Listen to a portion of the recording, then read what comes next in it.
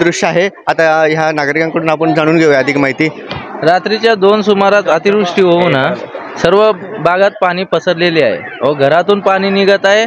परत सर्व घरांमध्ये अतिवृष्टीमुळे जास्त पावसाचं येऊन घरातले भांड्यासहित सर्व वाहून गेलेले आहेत। सध्याची तर स्थिती हे आहे।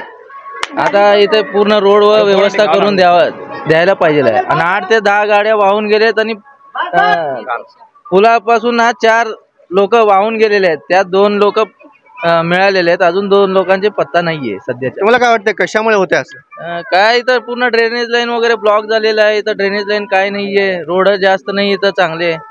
आता सध्या तुम्हीच पाहता ना की कसले रोड आहेत सर्व, ते बघू शकता तुम्ही, कव्हर करा ना पूर्ण। ड्रेनेज लाईन बघा ना पाठीमागे। तर यांचं म्हणणं असं आहे की आता तुम्ही हे दृश्य पहा, ते वरून पाणी येतं, प्रचंड वेगात पाणी येतं आणि प्रत्येकाच्या घरात चाललंय। आणि या ठिकाणी ड्रेनेजचं झाकण देखील काढण्यात आलेलं आहे। त्या ड्रेनेजच्या झाकण काढल्यानंतर देखील प्रचंड प्रमाणात त्यामध्ये पाणी म्हणजे पाण्याचा निचरा होताना दिसतंय। या येथील नागरिकांचं असं म्हणणं आहे की या ड्रेनेजमुळे आणि ह्या रस्त्यांच्या बिकट स्थितीमुळे हे असं प्रकार या ठिकाणी आपल्याला पाहायला मिळतोय।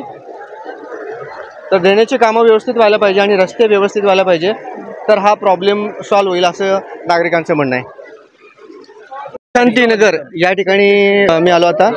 तर ज्या ठिकाणी पाणी साचलेलं आहे, ज्यांच्या घरात पाणी आहे, मग त्यांच्या घरात स्वयंपाक देखील म्हणजे करणं अवघड आहे। तर त्या गरजवंतांना या ठिकाणी सामाजिक कार्यकर्त्यांकडून अन्न वाटप चालू आहे। आपण हे दृश्य पाहताय। भावी नगरसेवक आपले रियाज भाई शेख यांच्या हस्ते या ठिकाणी वाटप होत आहे। त्यासोबतच आपले प्रभाग क्रमांक 10चे भावी नगरसेवक वासुदेव एलदंडी ह्या समाज कार्यकर्त्यांकडून आता वाटप चालू आहे। त्यांच्यासोबतच त्यांचे कार्यकर्ते या ठिकाणी म्हणजे परिश्रम घेत आहेत। सकाळपासून वाटपाचा कार्यक्रम चालू आहे। जसं जसं त्यांच्याकडनं वरिष्ठांकडनं त्यांचा आदेश मिळत आहे की कमी पडू देऊ नका, काही कमी पडलं तर आम्हाला सांगा, आम्ही लगेच तुम्हाला पोच करतो। असा हा चांगला उपक्रम या ठिकाणी बीडी घरकुलमध्ये आपल्याला रमेश दादांकडून आता अन्न वाटप चालू आहे। म्हणजे ज्यांच्या घरात पाणी वगैरे शिरलं, स्वयंपाक वगैरे ज्यांना करता येत नाही, काय सांगाल या उपक्रमाबद्दल? आता पाणी भरपूर आलं, रात्री 2 पासून चालू आहे। बरं, जमिनीचं खाली यायला लागलं। होय, हा, हे अजून बी बंद नाही पाणी। घर चांगलं दिसू लागलं। आज आत येऊन बघा पाणी आहे। अच्छा, हा, तुम्हाला अन्न भेटलं? हा, भेटलं। त्याबद्दल काय सांगाल आपण?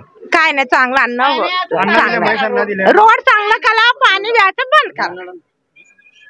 अच्छा, हा, रोड चांगले झाले, सगळे सोयी सुविधा, आता पाण्याचा निचरा व्हायला पाहिजे, एवढीच अपेक्षा आहे आपली।